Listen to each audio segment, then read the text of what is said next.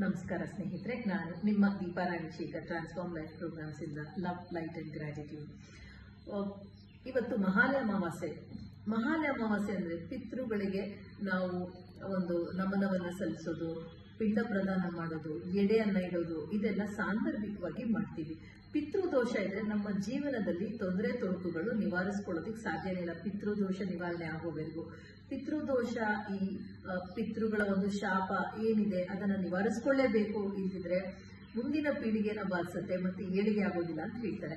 ನಾನು ಸಂಜೆ ಉತ್ತರವನ್ನು ಕೊಡೋದಿಲ್ಲ, ಈ ಇಡೀ ದಿನ ನೀವು ಚಾಟ್ ಮಾಡಿ ಮಹಾಲಯ. ಆದ್ರಿಂದ ಇವತ್ತೇ ಈಗಲೇ ನಾನು ನಿಮಗೆ ಸ್ವಿಚ್ ನಂಬರ್ನ ಕೊಡ್ತೀನಿ, 89477615. I repeat, 89477615.